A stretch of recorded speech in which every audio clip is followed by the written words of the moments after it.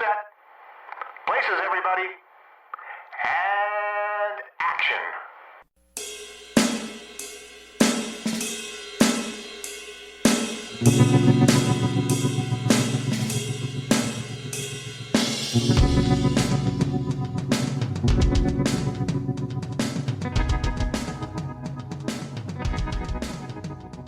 It's time once again for the Hooked on Movies podcast. Today, we are celebrating the 50th anniversary of Monty Python and the Holy Grail. With me are Ken. I am an enchanter. There are some who call me Tim. And Ted. I don't want to talk to you no more, you empty-headed animal food trough wiper. I fart in your general direction. Your mother was a hamster, and your father smelled of elderberries.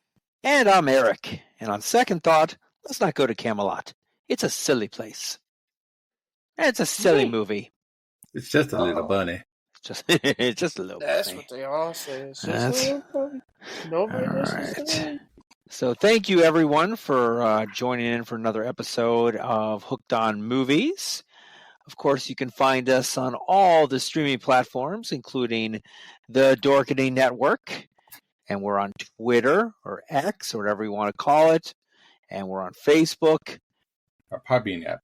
Where you can listen to the whole backlog of all of our podcasts. Five years, right? 6 years? Yeah, It'll 5 be years. 5 years in September. Better get a cake. Ken, I know you didn't see this in the theater. And Ted, I know you didn't see this in the theater. Nope, So I wasn't when- born. I know. So when was the first time you saw this one, Ken? Yesterday. No. Yesterday. Yeah. No, not yesterday. I don't have a day time frame, but I would definitely say cable, probably early 80s, around that time frame. Ted? High school. I had a friend. We were in choir together, and she could almost recite the entire movie by heart. So I had to watch it. It just became part of our friend group. Like, it's just ingrained. I probably saw this movie probably freshman year because I remember prior to seeing Fish Called Wanda, I'd never seen any of the Monty Python movies. Mm. I saw the Monty Python skits like on PBS and stuff. So Yes. after Holy Grail came out, or after Fish Called Wanda came out, I went on a renting blitz at the old Video Villa or Blockbuster, wherever I got my movies at that time. And I watched them all. I did the blitz of the Monty Python flicks, and this one was included. So it's probably somewhere around 89, 90 in that ballpark. The Pythons are amazing. They are. They're Well, one of a kind. On that segue, Ted, you're one of a kind because we need you to tell us the particulars. Monty Python and the Holy Grail. Now, there's only like 6 people starring in this movie, so we don't need like 100 people, being listed here. So The doctor, Anyway, Monty Python and the Holy Grail is directed by Terry Gilliam and Terry Jones. Is a screenplay by Graham Chapman, John Cleese, Eric Idle, Terry Gilliam, Terry Jones, and Michael Palin, or essentially the Pythons. The music and score was by Neil Innes. He did the songs, and DeWolf Music did the rest of the score. It has a running time of 92 minutes. It was released April 3rd, 1975. It had a budget of £282,000. It had a box office gross of £2,358,000 on the 1975 run. On re-releases, it's grossed over $5 million. On Rotten Tomatoes, it has a certified fresh 92% and an audience score of 95%. Are there any Monty Python movies that do not have a good Rotten Tomatoes score? Let's be honest. Yeah. Probably I would find that hard to believe. And on IMDb, it has an 8.2. Monty Python and the Holy Grail stars Graham Chapman. He stars as Arthur, King of the Britons, the Hiccuping Guard, the middle head of the three-headed giant, and the voice of God. John Cleese stars as Sir Lancelot the Brave. He's the Black Knight, the French Taunter, Tim the Enchanter, and other roles. Terry Gilliam stars as Patsy, Arthur's servant, the soothsaying bridge-keeper, the Green Knight, Sir Bors, the weak-hearted animator, and other roles. Eric Idle is Sir Robin, the not-quite-so-brave as Sir Lancelot, Lancelot's squire, Concord, the Collector of the Dead, Roger the Shrubber, Brother Maynard, and other roles. Terry Jones stars as Sir Bedivere, the Wise, Prince Herbert, Dennis's mother, the left head of the three-headed giant, and other roles. Michael Palin stars as Sir Galahad the Pure, the leader of the knights who say, "Nee," Lord of the Swamp Castle, Dennis, the right head of the three-headed giant, the narrator, and other roles.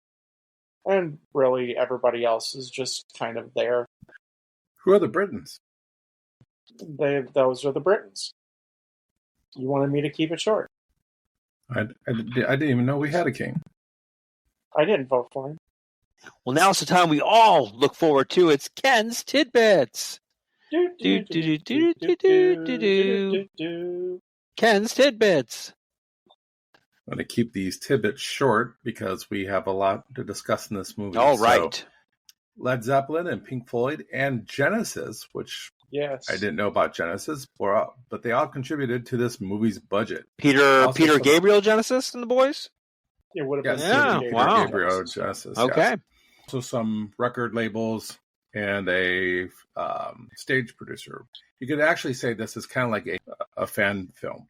Yeah, Part of the proceeds from Dark Side of the Moon went to this. No kidding. Wow, that's pretty cool. Pink Floyd wanted to do the music for Life of Brian, and George Harrison took over. So in the killer rabbit scene, a real white rabbit was used. Clearly. He was dyed with what was assumed to be a washable red coloring liquid. Oh, no. In the shots after the battle. When filming it wrapped, the rabbit's owner was dismayed to learn that the dye could not be rinsed off. Oh, no. Poor little bunny. He's just a little He's bunny. just a little bunny. He's just a little bunny. Graham Chapman was the only member of the cast to wear real chainmail armor. So it weighed about 25 pounds, and the rest of them wore knitted wool painted to look like metal. It sounds like that could have been a joke that they played on it. It could have been, but Cleese hated it because it would get wet and it would get disgusting, and they did not like it. In fact, most of the pythons here, if not all the pythons, hated making this film because it was just a miserable experience. Kind of like living in that time period. Yeah. Graham Chapman also was detoxing. I don't know. Whatever he was doing to try to get off of it, because he was a heavy drinker at the time, and so he was trying to get through this film. He was forgetting lines, though, and the scene at the end when they're trying to cross the bridge, he couldn't do it. He was difficult to work with. He was a joy. But they loved him. Yes. But they love him. Sad. So every scene that you have each Python actor in was based on if they wrote the scene or not. So if they wrote it, they were in that scene. Makes sense. So, Sure. 2 weeks before shooting was scheduled to begin, the Scottish Department of the Environment withdrew permission for Monty Python to shoot within their castles, saying that the script would be incompatible with the history and fabric of the castles. Okay. I know. No kidding. Clearly it is. Yeah. It's Monty Python. Connie Booth, John Cleese's then wife, appeared as the witch. She's a witch. Yeah. She's a witch. She's a witch. And the sword not appearing in this film was Michael Palin's little baby. Yes. At the time. So some cool little tidbits here for you. Okay. We'll save the rest for if they pop up during our talk about this film. As they usually do. All right. Well, let's get into it here. Monty Python and the Holy Grail. The opening sequence, the credits. Even before the story begins, Monty Python sets the tone with absurdity in its opening credits. A series of hilariously nonsensical subtitles, accompanied by random mentions of llamas and faux Scandinavian influence, instantly lets the audience know this film will be anything but conventional. I would agree. Or do we want to talk about the opening sequence? We'll talk about the opening. Let's talk about the opening sequence. I think it's hilarious. It is very hilarious. Because honestly, I will be honest with you. I watched the movie twice, okay? The first time I watched it, I'm like, oh, yeah, great. The second time I watched it, I honestly thought I had subtitles on, and I was looking to turn them off on my phone. And then I started reading them. I'm like, oh, that's right. So they fooled me twice. It's the moose. It's the moose. Yes. And it's hilarious. Yes. And then if you read some of the credits, yes, it's the person who wipes the moose's nose. Right. Stuff. Yeah, it's absurdity. Hilarious. Yes. I like it when they go into like the music, tones down, and it's like very elegant. But if you're reading the subtitles, for me makes it more fun when they do it that way. I don't know if I like the end of it where they all start like doing like where's the llamas? Yeah, the llamas. It gets a little obnoxious there, and I love part of the credits are signed by President Richard Nixon. Right. Yeah. It does tell you where you're going, though. It's the absurdity is definitely on the way.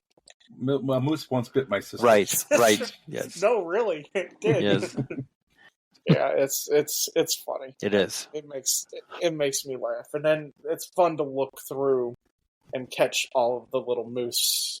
I guess you really need to go frame by frame to really read them all to really get them. I just caught a few things here and there, and I go, yeah, it's funny. Yeah, you can catch them. Yeah, I'm curious to find out if they were the first ones to do it, because I know there's been other parodies, especially down the road to like Naked Gun and those type of movies that put like fake type of like in the credits and stuff like that. So I can't think of anybody. I can't either. I can't think of anything before. And this movie has no end credits. No, you're right. None. They're all up front. Yeah. No, they're all up front. It's all front. I wish that was the way it was, to this day. Going to a movie, especially if you go to a Marvel movie and you have to go through the end credits, it's like 10 minutes of end 10 credits. minutes of credits at least, yeah. It's like, oh, we have the crew in England and we have the crew in Antarctica. I mean, all these different crews all over the place, and we have to mention them. It's kind of refreshing, but you're not really caring about who did what in this film. You care about the goofiness of the moose was trained by. Yeah, the moose was trained by. You already knew going in that it was going to be silly because it's the pythons. But... Right. So let's talk about King Arthur's quest begins. Eric, why don't you tell us a little bit about that? King Arthur is introduced galloping on foot with his squire Patsy clapping coconuts to simulate horse hooves, and it sounds quite real. As Arthur seeks knights to join him, he encounters skeptical villagers debating the feasibility of coconuts in medieval England. This scene humorously critiques historical inaccuracies while showcasing Arthur's regal ambitions. So eloquently put. Yes, I do like the fact that I don't even think a coconut can even grow in England, but... No. They're tropical. Very tropical, yes. This is a temperate climate. A temperate climate, yes. And the way they argue between each other is just it's textbook Monty Python. You know what this reminds me of? This reminds me of hanging out with people between the ages of 18 and 21 who think they're the smartest people in the world at a Denny's. Just talking about, yeah, you couldn't do that because it's tropical. Well, and then they talk about the sparrow, an African sparrow, European sparrow, yes, right. So swallow, yes, swallow. Yeah. Well, they can hold it on a line. What if they have a string between them? Yeah. It just reminds me of conversations that people have. I've been to those conversations. I think we've all had those conversations. It's really interesting too, and I didn't see it anywhere, but I'm sure that they used the coconut thing. Because that in the radio, back when the radio was a thing, that's what they used for galloping. Yeah. Because all of these guys are extremely intelligent. Mm-hmm. I'm sure that they knew that, and that's why they did it the way they did it. It's jarring to see it to start off with, and of course Terry Gilliam plays Patsy, and Terry Gilliam is hilarious. Terry Gilliam, the only American member of the exactly of the Pythons. Yeah, it's just hilarious. They talk about the migratory patterns of a swallow. Graham Chapman plays throughout this movie. He plays a great exasperated King Arthur. Yes, he does. By the end of it, with everyone. He's done. He's done. And he's just like, walks listen to me. Right. Yes. Which kind of leads into him dealing with the peasants, talking about their political stance in their little kingdom there. What are their neo something collective? Yes. How they govern themselves, and like, who are you? Right. Why are you king? I didn't vote for you. Right. When he loses his cool with Michael Payne, he's like, oh, see. I'm being the best. Yes. Come see the violence inherited in the system. Right. Yeah. It is very funny. Yeah. Who lives in that castle? No one lives there. Well, who is your lord? We don't have a lord. She doesn't even know who the Britons are. Who are the Britons? Right. Who are the Britons? Yeah. We're all Britons. Well, I didn't vote for you. You don't vote for our king. Some watery tart, take out swords. Well, yeah. That's no basis for a governmental system. System of government. Watery tart gives you, yes. The English way of speaking is just, it's so eloquent and just so, even when they're like talking down to you, it sounds like they're intelligent about it, Right. It's like the Bible in a sense, where I'm not saying that that's nonsense or anything like that, because I really enjoy reading the Bible. But like the King James Version, people loved going back to the King James Version because of how it sounded. I don't like it. Because it sounded elegant, but it sounded elegant. Yeah. Whereas like the new translations that we have now don't have that like flair to it. It doesn't roll off the tongue as well because we don't say thou and thast and right. Yeah, exactly. The Bible should have some these and thous in it. Yes, that's all. Cometh, Yeah, and of course they try to make people as filthy as possible. Yes, they're rolling around in the dirt. Oh, there's some lovely dirt right here, right. And everybody's covered with dirt and shit throughout the whole movie. Oh, he must be a king. How do you know? He's the only one that covered his shit on him. Yeah. Actually, that's one of my favorite scenes right there is when the Bring Out Your Dead. Bring out your dead. Bring out your dead. You have that lady in the background smacking the cat up against the wall. Yes. Yeah. So I just love that. I'm not dead. I'm not dead. I'm actually feeling better. Yes. Who are you kidding? You'll be stone dead in the moment. Yes. And that's a reoccurring joke that comes through the whole movie. Yes. Message, sir. Yeah. I'm not quite dead. He's getting better. I'm not dead.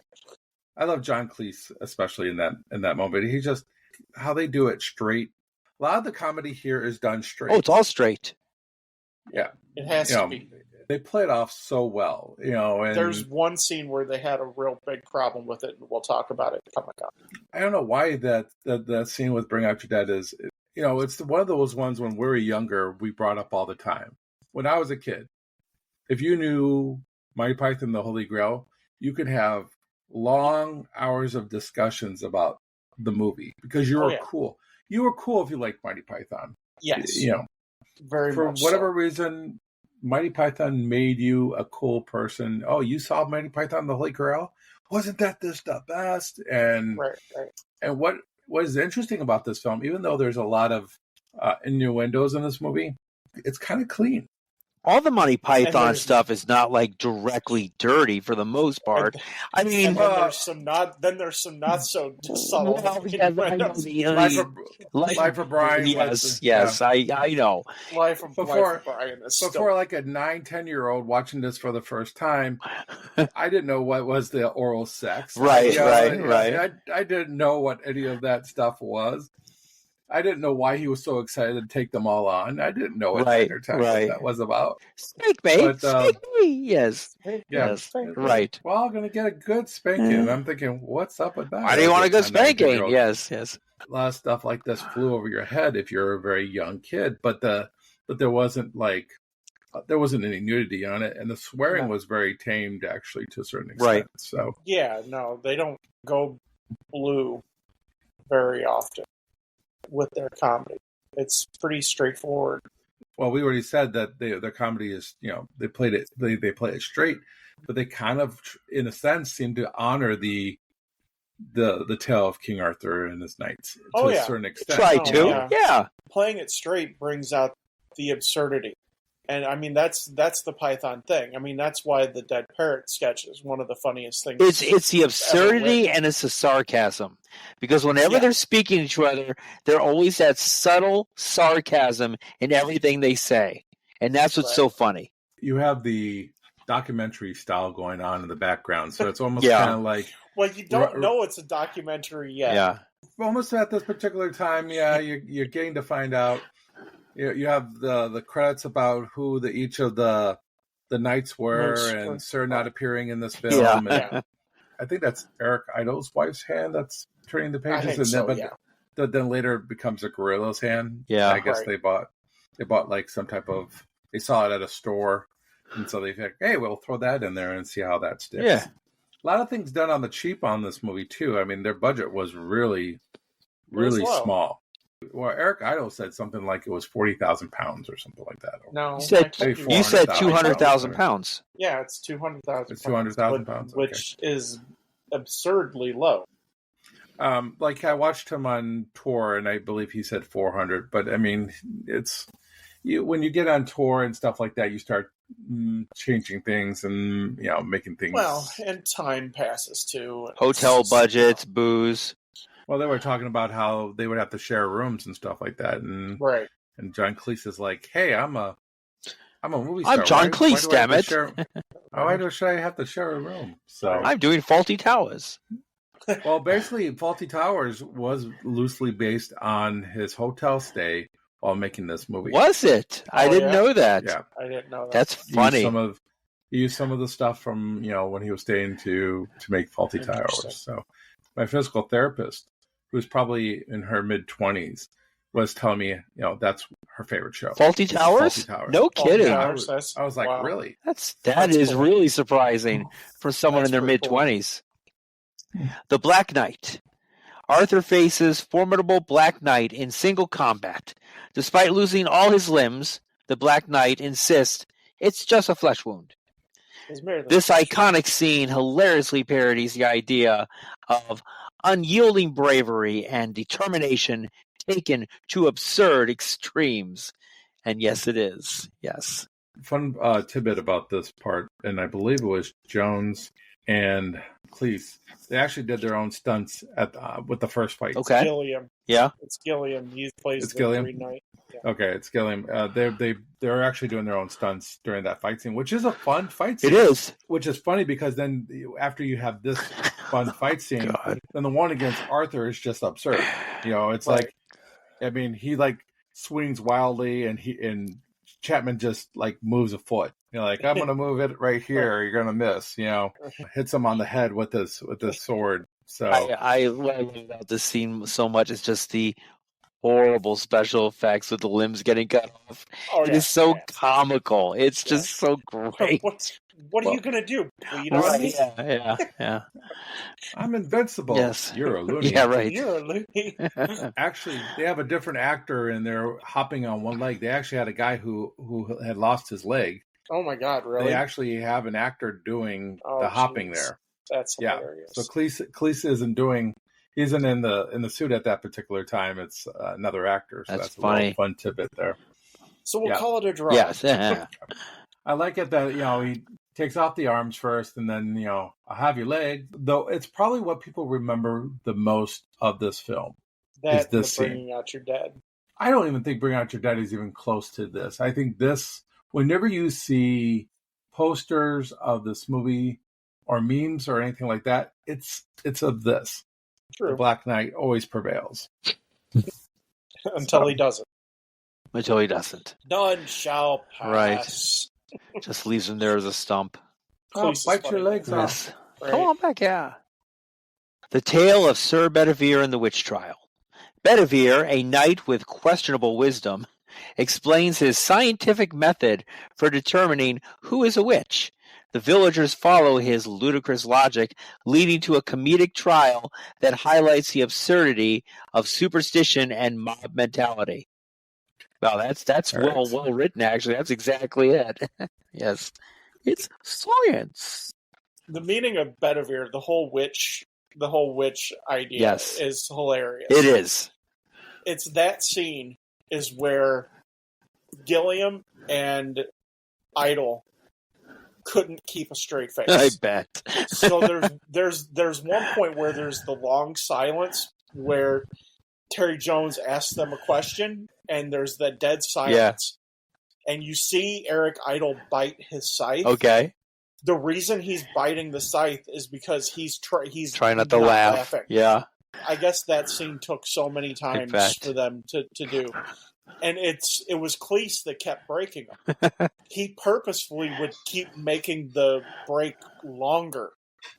And as the longer the break went, the harder they would start to laugh. And then it just became he just wanted to break them. She turned me to a newt. Yes, yeah. Right? I got better. It's just so funny. Bedivere is such a goof. Yeah, his rationale for her being a witch and not a witch. Yeah. His logic is something to to be beholden. Yes. So. And of course then Graham Chapman goes, a duck? Right, yes. Yes, a duck. Right. What floats in water? Small little rock. Yes. And what is it, the scales of justice or something? Yes. Yeah, whatever. And then whatever she reason, breaks the he's got fourth those wall. Big scales for whatever reason. Exactly. And she's like, whatever. She breaks the fourth wall. That's one of my favorite scenes. Yes, the townspeople there are hysterical. And the more I watch it now that I know that they broke all the time, that pause makes me laugh now. The way he acts it, he's trying to process it. Yeah. I just love how dumb they are, and he's even dumber. Yes. But they follow whatever his logic has to say. Well, we could build a bridge out of her, or throw her into the water. Yeah, it's a great way is because they're so stupid. But again, it's that playing it straight that makes it work so well. We did dress her up, the nose and everything. And the hat. Right. She does have a warrant. Yeah. She's a witch. So, she's a witch. Yeah. And then that leads us to Camelot too. Camelot. Camelot. It's just a model. It's only a model. It's just right. It's just a model. That was supposed to be a running gag with Gilliam, where he just kept pointing out exposition about the scenes and things that weren't real. They, for whatever reason, they left that one in, and because that was supposed to be Patsy's thing. I love the song. The song's great, and then Graham Chapman again, straight face. It's a silly place. Yes. Well, the song is great, but I mean the different dance numbers that they're doing. Yeah. You have all the knights that are kind of like doing that little sequence dance on the tables and stuff. Right. I mean, a lot of that is just a lot of fun. That is like Telltale Monty Python, just a weird dance number out of nowhere.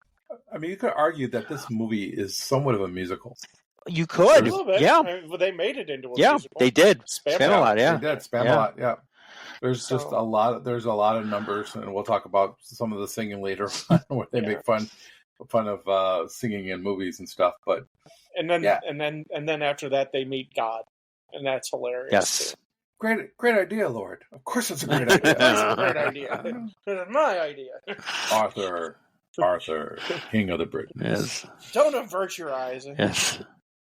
It's like those songs, they're so boring. So. This is the only time that I actually like the cartoon aspect of the film. I'm not a big fan of Gilliam's cartoon work. What is the scene when you're saying the cartoons? The one where the seasons change, and the crowd rejoiced. Yeah. And they had I love that scene. And in the frozen area of Normod or something, they had to eat Sir Robinson. Right. And there was great rejoicing. There was much rejoicing. Yes. Oh, I love that. And you have the monks. Yeah. Oh, that was one of my favorite things because that did remind me of other movies like Excalibur and other King Arthur type of movies and stuff like that. That's why, this movie is so good, is because at times it does feel like they, a little serious, and then other times it's just absurd. Yeah. So yeah. Well, yeah, because they hit themselves on the head with the the wooden tablets. Right. That's one of those rule of 14 things, because they do it 3 times, because that appears 3 times, and then it has its own cartoon as well, which is it's a play on religion, because they all, like lemmings, walk off the edge. Right. Like, Well, mainly a lot of these cartoons were used to kind of, push the narrative forward, so they didn't have to spend so much money, and that's another reason why you had like the narrator, so he could just push things through. So, we didn't have all this unnecessary filming, I guess. So now should we go into the French Taunter? Yes, let's go All into right. the Frenchman. We're going to talk about the French Taunter, Ted, and unfortunately this is not my favorite scene. I know it'll anger you, but the French Taunter. Arthur and his knights arrive at a castle only to be met by a group of hilariously, and I use that word in quotes, rude French soldiers who taunt them with insults and absurd threats. The scene escalates into a comedic siege where animals, including cows, are catapulted at Arthur's group. And I'm sure Ted knows all the absurd insults by memory. They are definitely absurd insults that make abs. Was that ad-libbed or was that actually written? Because it sounds like Cleese was ad-libbing the thing.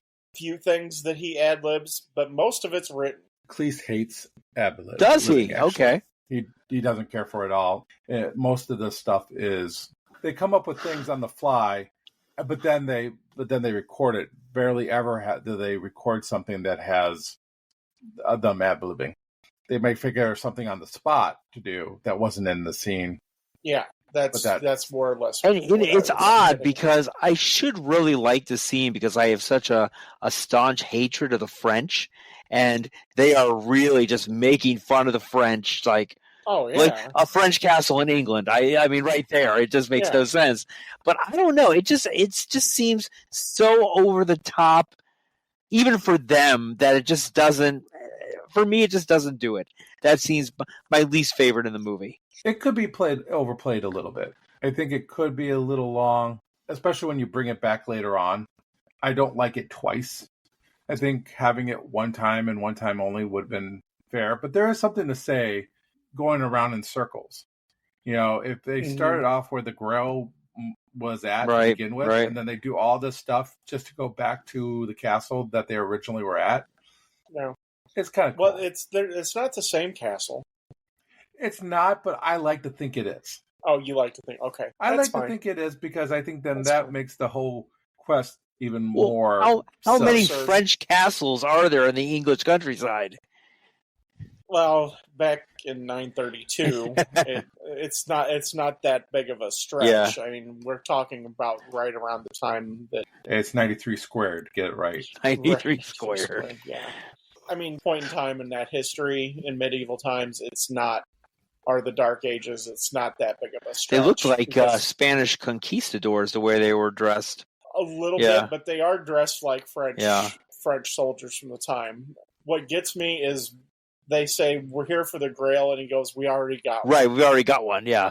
I told him we already got one. Yeah, and then he goes and tells, that's hilarious. And the other thing that gets me, too, is Bedivere comes up with the Trojan bunny. Yes, the Trojan bunny. And Graham Chapman plays it so perfectly. Cleese does a thing, too, that gets me every time, too. They hear them building the rabbit. And you hear power tools, too, which is kind of funny. Tools. Yeah, right. and he's looking out over there, and then they roll the rabbit up, and he does this... the thing with his head that it just like a double take. It's just so overly dramatic. It's so funny. I don't think that's funny at all. Actually, I just thought it was a little too much. I like them working on the things in the background, and it does sound like they're beating the cat again. Yeah. So, and it's some power tools, but then Bedivere's they bring the bunny in. And Graham Chapman is so perfect Because It's he like, goes, what now? Yeah. What Yeah. now? And then Terry Like Jones a nightfall. tells him, We'll all jump out. Me, Yeah. Lancelot, and Galahad jump out. Chapman he goes, who? And then Terry Jones's response is, well, we can build a wooden badger. Right. Like, shut up. And then they shoot the brass. Right, they fired back at him. Yeah. That's funny. Catapult and everything. And of course, starts the famous "Run away, Run away. run away." Yes. So, they were also run away when they were shooting like the cow at him. Yes. And that's the first time where Graham Chapman goes, Jesus Christ! Right. Big giant cow coming at him. Yeah. Jesus Christ!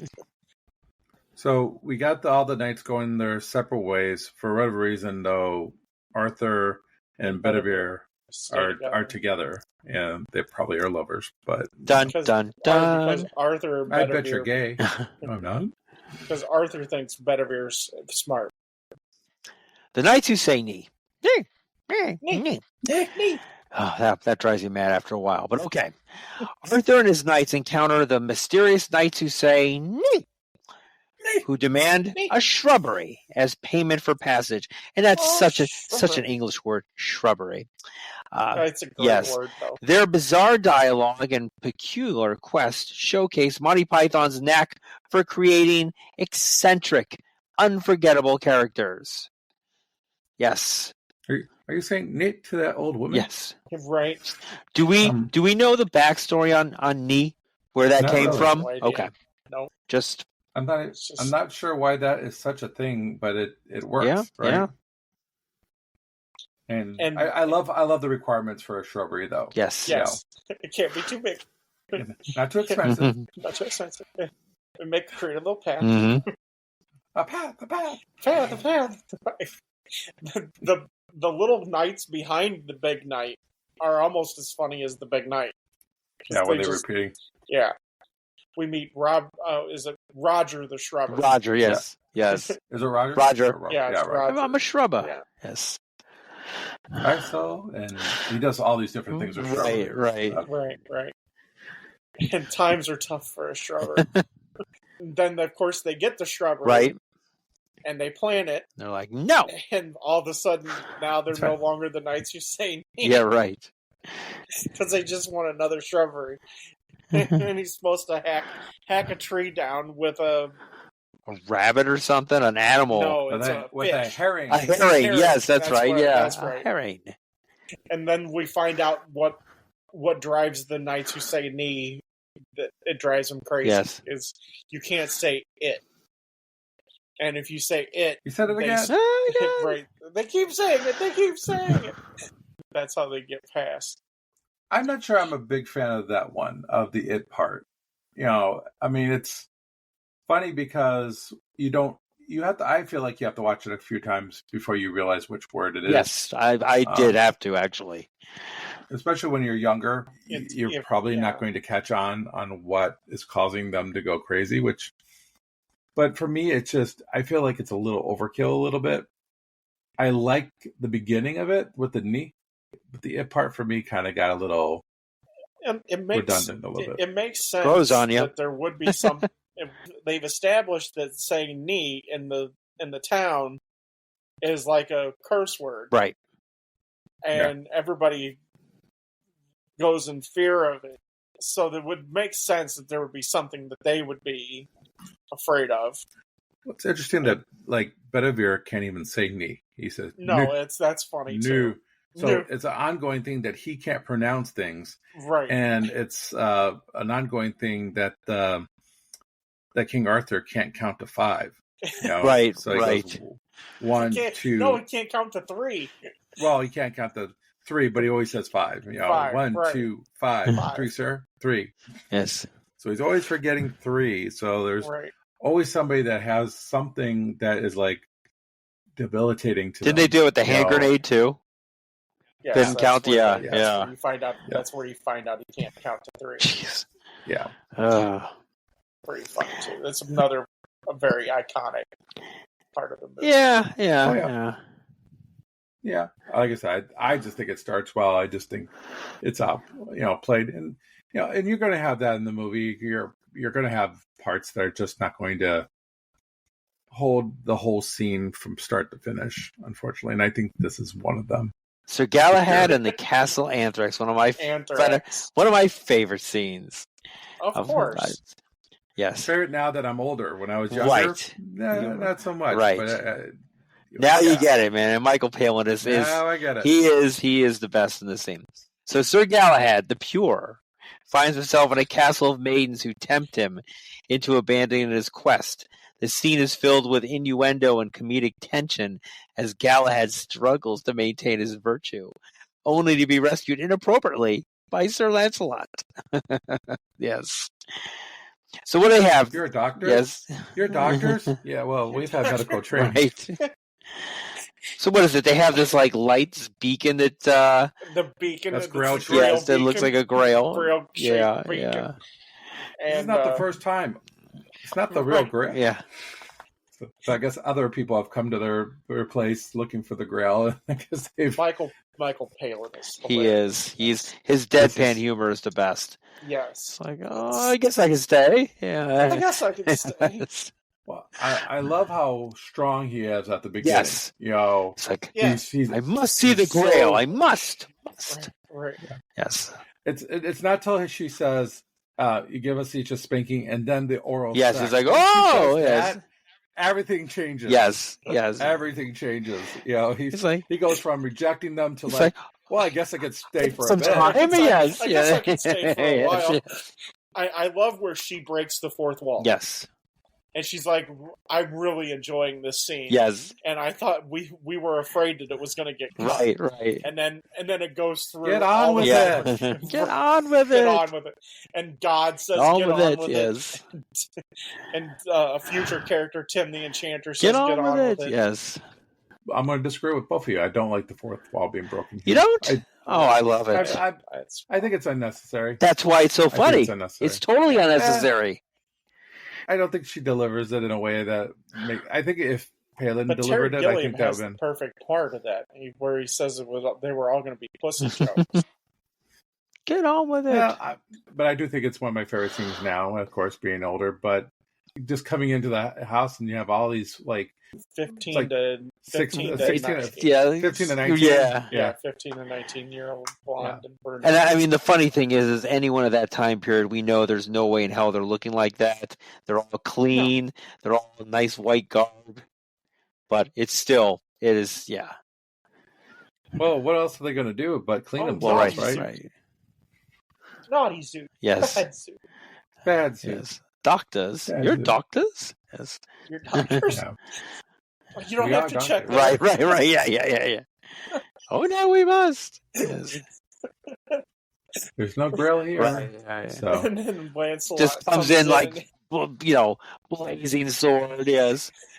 I gotta save you. No, you don't. I bet you're gay. Yeah. No, I'm not. It's too perilous. Yes. It's too perilous. No, it's not. I could take him on single-handed. Right. Yeah, he could take... I like how she's like, yeah, he could take us on single-handedly. Right.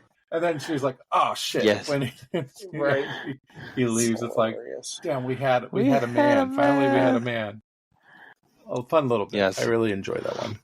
It's one of the more fun parts. And of course, then we go talking about Sir Lancelot. We have the wedding at the Swamp Castle. Yes. Sir Lancelot, the wedding at Swamp Castle. Sir Lancelot mistakenly believing that someone trapped in the tower is in grave danger. He launches into an overlaid dramatic rescue mission, charging through the castle with wild determination. Lancelot slaughters everyone in his path without questioning the situation. The twist? The distressed individual is Prince Herbert, who is simply trying to escape an unwanted marriage. This is one of my funniest scenes. Yes, I'm a stickler for the arrow, the message, sir. Message, sir. I use that all the time in my day to day. Yeah, that's pretty funny. And then that gets the rehash of the "I'm not dead." Actually, go on. Yes, I could go on. Yes, you just rest here. Yes, so I'm gonna go. Yeah. And it's and then they had to reshoot him running. like a few times. Did they? No, they actually, from what I understood, was they used the same footage over and over again to save time in film for money. Oh, I had read where the same police had to run it a few different times. I read something differently, but I mean, like I said, as years go by, you get different takes of what really happened. I mean, it makes more sense though for them just to re-loop him running. Because it looks exactly the same. Yeah. And that's pretty funny. Right? Yeah. Which is also kind of part of the gag itself, too. Yeah. And then he's all of a sudden he's there and he stabs the guy. Yeah. Yes.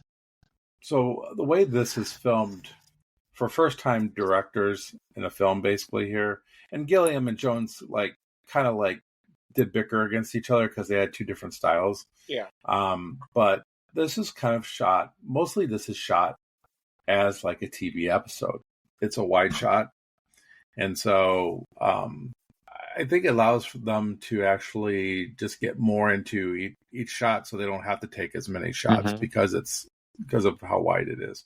But I just love it when he gets through the guards and he's like stabbing everybody, and then he gets up there and he takes a swing at the flowers that are up against the wall. Yeah.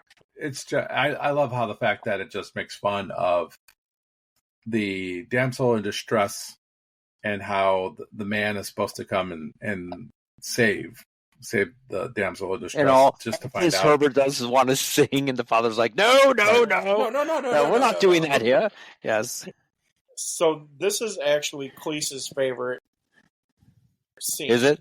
Well, the scene. It should be. He's in it. Yeah. No. The scene that gets him the most, that makes him laugh the most, is when Palin is walking out of the room and he tells the two guards to guard. Oh yeah, Herbert. I guess that's Cleese has said that makes him laugh more than anything in the entire movie. Yeah, it's the way Idol delivers everything is very, very funny. And then Palin's like, because then Palin's like, he finally thinks he's got it, and he walks out of the room and says, "And you don't like it." and I goes, "Huh?" That's pretty funny. I like it, but I do think the joke goes on a little bit too long. And that's what I'm saying about this movie when it doesn't work, is the joke goes a tad longer than it needs to. I think it does that here a little bit. It would have been nicer if we would have cut it a little short and then came back to it. When he's still trying to leave. Yeah. Yeah, I mean, I just feel like this just goes on and on a little too long. But I do love the fact that he tries to sing and keeps on interrupting. Yes. Him. So that's. Yeah. I love Sir Lancelot's response when he realizes it's not a damsel in distress. Yeah. It's like all of a sudden he realizes that, okay, I just killed a bunch of people. Right, yes. For you? Like it really should matter, right? I mean, it should. Either way, it shouldn't, but it's the 70s, does. right? So it does. Herbert is he tries to get out the window, and his dad decides to he cuts the bed sheet because he's like, Camelot, I have a lot of land there at Camelot, don't you? Yes. So he's like trying to get in on the land deal, having Camelot or have Lancelot marry into the old family. What's wrong with her? She has huge piles of land. Tracts of land. Tracts of land. Yeah. We live in a swamp. So, and then because her dad is dying, right? And that brings it back again. So now he's a father. He's getting better. Yeah. He's getting better, and then they stab. Right. Him. He stabs him. And then he takes on his daughter as his own. Legally binding. Yes. Legally binding, right? I love how he does that. I mean, he's like he's got to say it out loud so everybody knows that this is a legal thing that he just did.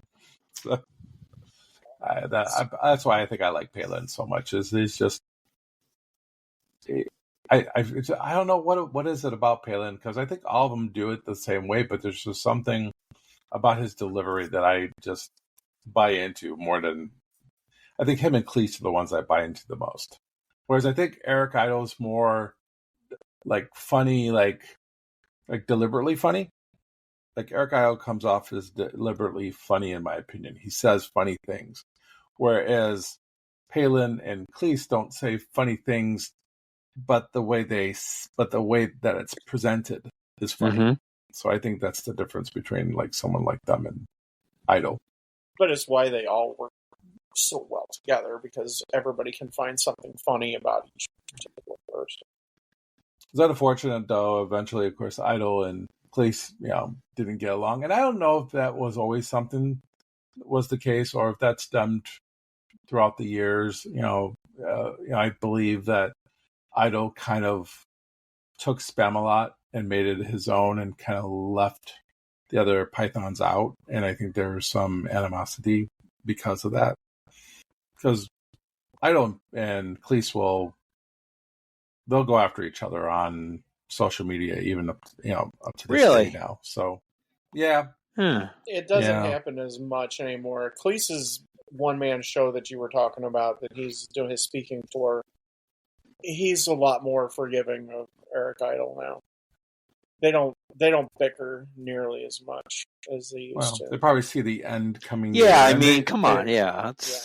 And they're also they're not getting together, especially now with Terry Jones. Terry Jones passed. And Graham Chapman. With Terry Jones passed away and Graham Chapman. They were doing a lot. They used to do like reunion type of, sessions where they get together and go over the history of Monty Python. Right. Because you'd think that, at the O2 Arena, didn't they? But I mean, you'd think like the 50th reunion of the Holy Grail that, the surviving members would get together. But with those two gone now, and I still think there is a little bit of animosity between the two. As far as up to at least last year, I know they were going at it still. It would have been nice, if they could, come back together. And I know there was a point in time where they did. I mean, it happened to the guys from Saturday Night Live, too. Oh, yeah. I mean, you think about it, they were together for 5 years straight, and then they're making movies. Like I said, I really think maybe the Spamalot thing had a lot to do with that, because Eric Idle, I wouldn't say he's a narcissist, but he, okay. He's a narcissist, yeah. Yeah, it's probably high narcissist qualities, but I also do like, though, at the end here when Lancelot needs to do a dramatic exit. So, and he gets caught up on the rope. Yes, just swinging back and forth, yes. Somebody give me a little push, so. And of course, Palin's trying to, like, marry him off to his daughter. Right. And Lancelot's like, wait, what? Yeah, what? Wait, what? Yeah. It's like, be careful of wanting to be the hero, because that's the thing about Lancelot is, especially Cleese's Lancelot here, is he wants to be the hero in every situation here. I mean, we talked about it earlier about, his servant being shot with an arrow, and his servant wanting to go with him, but Sir Lancelot wants to do this all by himself. It's important to him. I mean, he's the one that first volunteers to go on the bridge later on. So, Sir Robin makes him go. Yes. Which we're going to talk about next. Let's talk about Sir Robin and his minstrels. Sir Robin and the minstrels. And they had to eat Sir Robin's minstrels, and there was much rejoicing. Yay! Sounds like a rock band of the 60s. Sir Robin, not quite so brave as Sir Lancelot, is accompanied by a band of minstrels who sing of his cowardice. The scene humorously portrays Robin's reluctance to face danger as his minstrels mock him with exaggerated tales of his failures. Yeah. Well, they start off by singing how brave his praises. He is. Yeah. He'll get in all the different ways he's going to die, he's going to die. And Eric Idle's like, yeah, no. Yeah. Well, I think that's enough saying. Yeah. I think this is where one more person in our lovely cast of characters at the beginning, we could have mentioned Neil. Well, we did. We mentioned Neil Innes as the lead minstrel here, right? Yeah. So he did all the songs. And he wrote all the songs. He's best known for the Ruddles movie, playing the nasty. Oh. Yes, the Ruddles. And I actually consider him kind of like almost a fifth Python. Sixth Python. Sixth Python. Just because, he was creative with his musical writing. He was and it's fun. I love the little hopping and the Yes. they're very happy. And then of course they meet up with the three-headed knight. I like the three-headed knight. Yeah. I love how they change the voices, like it echoes. Yeah. And You're lucky. he snores. He snores. Yeah. Yeah. But they're both on either side of Right. it. It's so. Let's kill him anyway. Yeah. Let's have And then tea. we'll go Yeah, get- tea then was we'll go good. get tea and Then kill him. biscuits. Oh, he's gone. Yeah. So he's buckered off. And then the minstrels start making. Yes. fun of Yeah. him. Yeah. That's. It's so funny. He's trying to get away from the minstrel. This guy, he's galloping faster. He's just like, no, I didn't. Yes. No, I Yeah. didn't. I like that. So I when I was a kid, I think I liked the minstrels a lot. I thought, it was a kind of a fun little song, and then I thought it was funny that they made him sound like a cowboy afterwards. So, and this is where, like, I think each personality comes out. Like we were talking about how each person kind of wrote their own scene. This is pure Idol right here. Idol and us work together really well, like they did in the Ruddles and stuff like that, and they just have this chemistry to them that makes the scene work. I mean, the minstrels do sound like something that would have been during that time frame. Like So you'd see at any Ren fair. Yeah. Exactly. makes me want to go to a Ren fair and actually, have minstrels with me singing Sir Robert. Right. Yeah. Right. So Sir Ken. Sir Ken. you know what? I wonder if you would go to a Renaissance fair this year with the 50th anniversary, if people are going to be dressed up like Monty Python and the Holy Grail. I would hope so. That would be kind of fun. It's a shame that, like, I go to Renaissance fairs all the time, but I didn't see anything about Monty Python and the Holy Grail. It's probably maybe a legal issue, but I think that would have been a fun weekend. Oh, I'm sure that they would sue. Probably so, but it's. Sure. I think there's ways to get around that, especially if you're promoting a movie like the 50th anniversary of Monty Python and the Holy Grail. It depends. Everyone's a little more sensitive. That they are. It's a sad that they had to eat the minstrels, though. I still use that all the time, and they had to eat because I'll do the Yeah. Yay.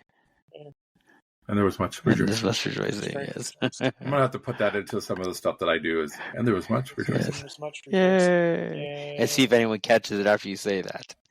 That's how you find out if someone's a Python fan, where you would say a line like that and they would come back. Tim the Enchanter. The knights meet Tim the Enchanter, an eccentric sorcerer who guides them to the cave guarded by the rabbit of Carbonog. Tim's bizarre mannerisms and cryptic warnings add to the surreal atmosphere of the film. And he really likes fire. He does. Yeah. As he puts on a show for Yes. them. Yeah. And they're, of course, plotting and stuff like that. It's like actually seeing like a real show. I love how he goes, I'm an enchanter, and I just love his line. People call me Tim. Tim? Yes. Tim? There was some rumor that Cleese just say Tim because he forgot his character's name. Oh, and they kept it in there? It was Cleese, I guess, says that it was written. Yeah. Who you want to believe, I guess. But so in college, my best friend's name was Tim. So we always did. Call him Tim the Enchanter? Yeah. Call him Tim. That's hilarious. But I would have loved to see more of Tim. Tim is a cool character. And you just gotta love Cleese. He disappears into these characters. It's like when you're watching this film, but his sarcasm doesn't.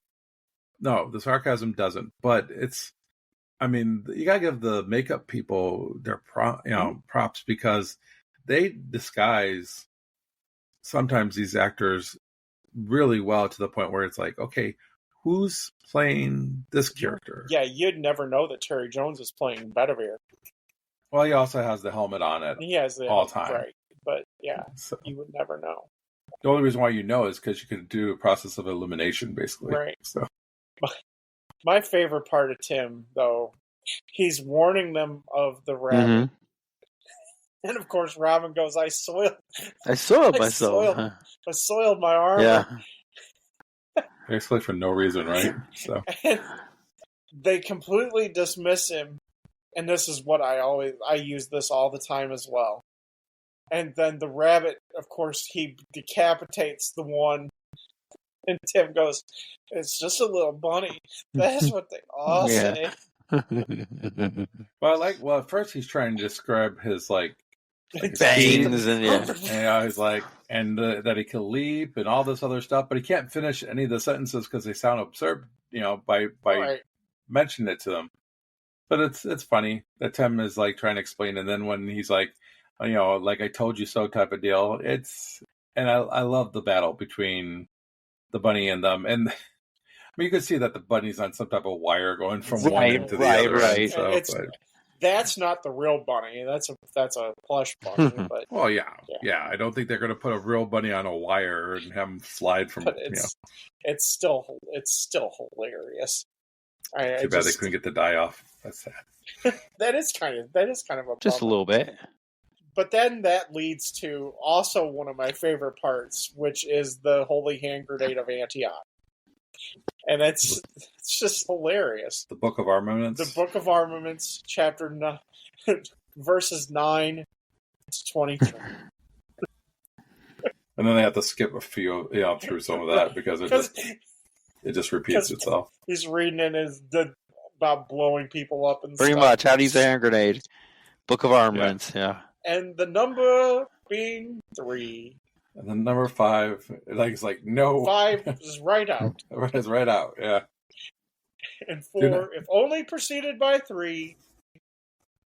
No, it's 2. You do not count to 2 unless preceded by 3. And then, of course, we talked about it early. Chapman's like 1, 2, 5, 3, sir. 3, sir. Oh yeah, and then he throws it. Yeah, because it should have exploded. I just think it's one of the best parts, just because of the fact that it's a little bunny that comes out of nowhere. And Tim's like, "Look at all the bones." And of course, Robin is all brave again. I like Robin for that. I like the consistency of him being a coward and yet becoming brave, as we'll see later on when they get to the bridge. It might be my favorite part. If not, it's definitely in the top 3. I think that's what makes this movie so great, is like trying to figure out what is your favorite part. And there's just so many ones that can qualify that I think it might be on a different where you are when you watch that movie that time. It could switch. It could go from the Black Knight to the bunny part to the Sir Robin's minstrels. I mean, it can go over the place, and I think it just hits you whenever the time's right. I agree. Of course, when they finally do get into the cave, they have to do the cartoon thing again. Well, that comes after where they're reading the Arg, the Aramaic Castle Arg. That makes me chuckle too. No, it doesn't. That one doesn't make me chuckle as much. I think it's kind of. And I think it's a throwaway. They question his translation. He goes, "That's what it says." Maybe he wrote it when he was dying. Right. Yes. But Palin has the smartest thing. He goes, "Well, maybe he was narrating it," and it's funny because he's the narrator before the narrator gets killed. And then you got the cartoon with having them chasing them all around. That cartoon is not too bad. That's kind of a fun little them escaping, and but then they do the cop out where it's like, and the illustrator dies. Yeah. Dies. It has a heart attack. It's okay. It's okay. And of course, we haven't talked through all this. We haven't talked about the historian that got killed earlier. Yes. That's where we realize that this is not a period piece. Right. Yes. We're reinforced that at the end, and we'll talk about that. Yes, exactly. Bit, so why don't we talk about though the Bridge of Death? Bridge of Death. To cross the Bridge of Death, Arthur and his knights must answer 3 questions posed by the Keeper. The questions range from simple to nonsensical, and incorrect answers lead to comedic doom. This scene parodies the concept of epic trials with Monty Python's signature humor. Well, to even get here, they have to. Is it when they have to get here? They have to visit the guy who's actually at the bridge. He's in it earlier, right? He's the one that tells him to go to to find Tim. To find Tim, right? And I think that scene is kind of interesting. I mean, and they refer to that scene. I think was it scene 27 or where there's some great acting. Yeah, where there's some great acting, and then they refer it back to it again, so they keep on going back to that particular scene. In fact, that's how they introduced the guy who's at the bridge. He's like, you remember him from scene 27. So right. Again, Lancelot is brave, and he's going to be the first one. At first, he asks Sir Robin to do it, and Robin's like, "Oh, pick Lancelot." And Lancelot's like, "Yeah." And of course, Lancelot answers the 3 easy questions. Yes, yeah, of course. What's your favorite color? Blue. What? Oh, right. Is your name? Yeah. I love Terry Gilliam's the way he speaks here. What is your name? Yes. Yeah. What is your quest? Your quest. What is your favorite color? Blue. And then he asks, all these different questions. I like Palin when he gets to Palin, of course, and Palin's like, Blue. No, wait. No. Oh, no. No, wait. And then, of course, Robin, as soon as he saw that it was easy, he's like, "Oh, I'm going to go up there and show how brave I am." And then he asks, "What is the capital of Assyria?" I don't know that. And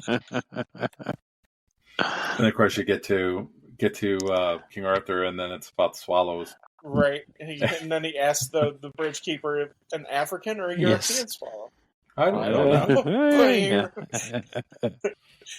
How do you know so much about swallows? Well, you need to. You need to when you're king. Right. I like that scene because of the fact that it is unique. I mean, it's a very unique type of way of doing it.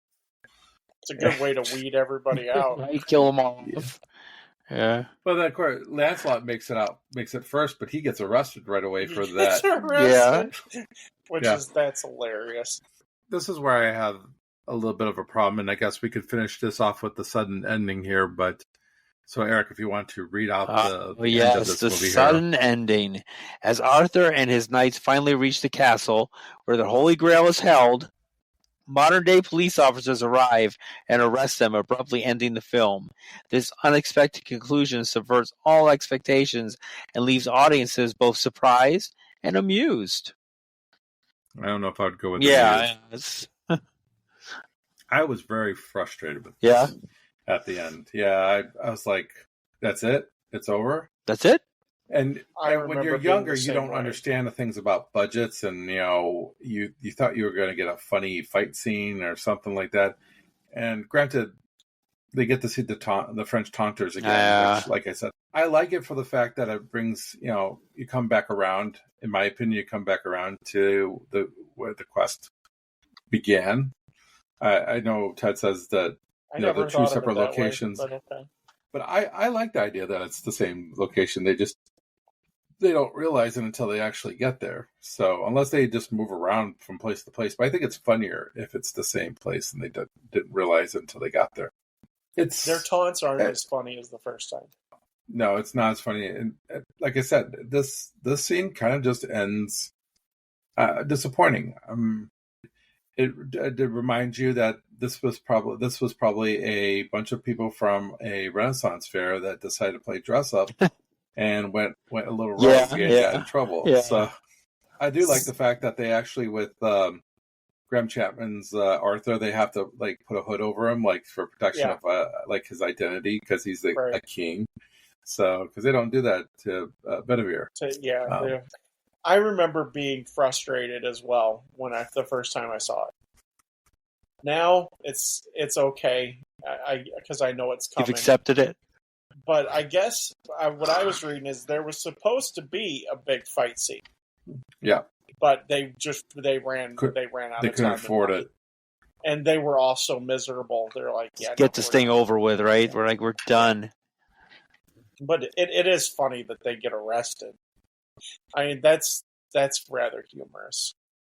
Yeah, Ken, I think you Yeah, summed that up well. It's a Renaissance fair where they all went rogue. Right. Yeah. I do. I mean, mentioning what Ted said earlier about King Arthur. I mean, at the end there, he's just like, walk away, just ignore them. Yeah. He's getting all flustered and stuff like that. Right. And somehow they go from that castle and they go across that lake or pond or whatever that is, and they come out of the other side like all still dry and stuff like that. Like, was it the most shallow pond or lake that you ever seen? They needed that Norse-looking boat to get there. Which I guess Gilliam designed. He carved it. Yeah. Yeah. That's actually a pretty cool thing. Out of all the things in this movie, that's I love that boat. Keep it. I'm sure he did if he made it.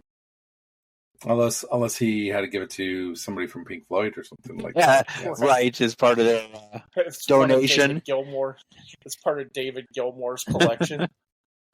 Well, I don't like that boat because in a lot of these type of the King Arthur or like movies about the gods and stuff like that, you have like these boats that are just crazy. They're looking. giant, like gondolas. Yeah. Very ornate. They're almost like a character in themselves. Yeah. And very ornate. How they are. Yeah. The appearance of the boat's probably my favorite part of the end here. The rest of it's okay. Like I said, the French aren't as funny as they were the first time, and that's kind of disappointing. And that might be because they decided to use them at the last second to, because they didn't have enough money for the rest of the movie. I was listening to the honest trailers of this movie, and they said that it's actually literally a cop out at the end. So literally a cop out. Yeah. So like they did it on purpose, which I mean it is a kind of Monty Python way to end it. It is very Monty Python way to end it. But it's still not satisfying, and it is something that for me very unsatisfying. For me just kind of unfortunately ends on a disappointing note. I'll be honest, the first time I watched the movie, because I watched it on VHS, I thought something happened to the tape. Oh yeah. Kind of like the end of The Sopranos, where it went black and everybody thought something happened to their TV. HBO got called. Like Sopranos? Cable companies got called. Yeah, for The Sopranos. Fade to black, baby. Should we go into our reviews? Yep. All right. I think that'll be fine. All right. Ken, why don't you kick us off? This is an introduction to me to Monty Python to begin with. I had not watched the Flying Circus before this or any of the other movies. In fact, I went from this movie to Meaning of Life back to Life of Brian, so that I watched it out of order just because how cable, presented these type of movies. Life of Brian's not shown on cable. Not anymore. But it was back in the day. So, and when we say cable, we mean paid movie channels. So okay, yeah, I was about to say. Yeah, and maybe eventually we'll do that movie. We'll see where things take us. But next Easter, I've grown up with this movie. I watched it probably around 11 to 12 years old, and I've had different looks at this movie throughout my life.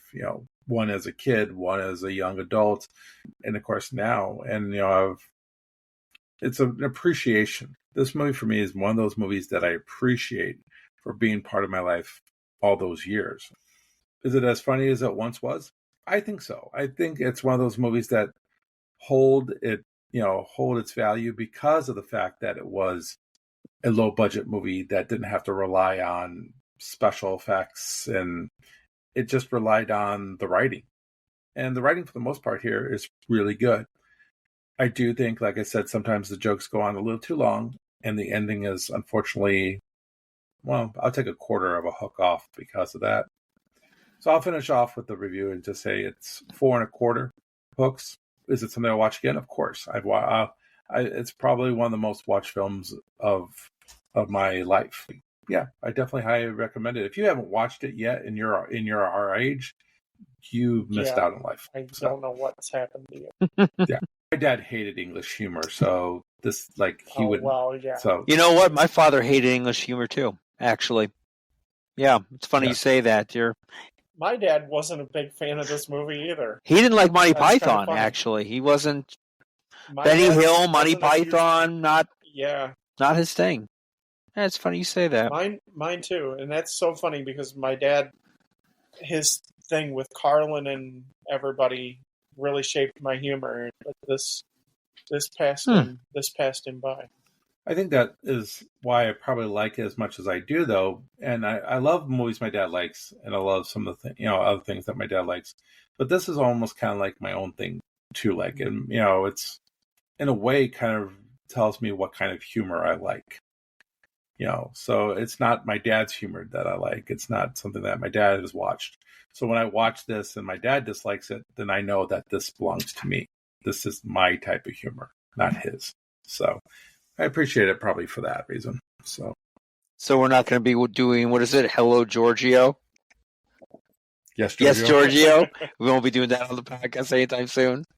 And then, people would have to go find it. So. And no, it's not a porn movie. So, yes, Giorgio. Yes, Giorgio. No. About our good friend, Luciano Pavarotti. Well, this movie for me, it's a good movie. It's not my favorite Monty Python movie, but it is a funny movie.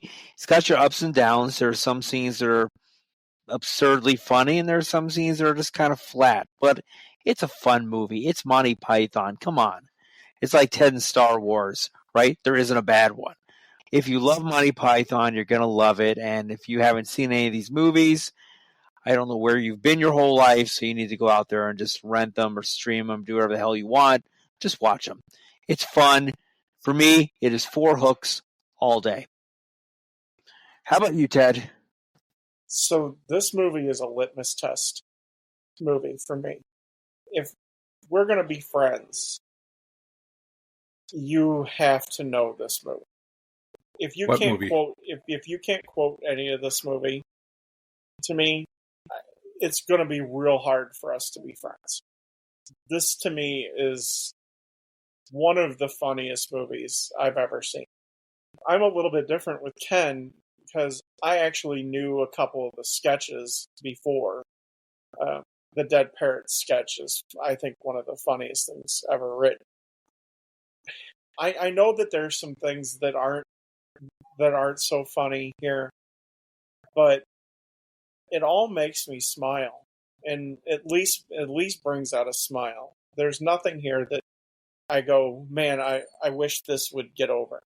It's not perfect. There's very few what I would call perfect movies, but as far as a comedy goes, this is the peak of comedy, in my opinion. And as far as being able to quote movies, this is one of the most quotable movies of all time. Yeah, and this brings me back to high school and college, because that's all we did was quote this movie. And like Ken said, if you're part of Gen X and you can't quote this movie, I don't know where you were. This is a top 25, top 30 movie for me. And that's saying something because I love The Life of Brian. Life of Brian, to me, I think is funnier than Holy Grail. And it ranks right there with Life of Brian. I guess because of the end, the way it ends is not the best. I would go down to a 4.75. But damn, I want to give it a 5 so bad because this is an amazing movie. These guys are freaking hilarious. We're all in a positive with it. That's cool. I like that. And as always, I'll have what she's having. Nee. See you at the movies. Run away. See you next time on Hooked on Movies.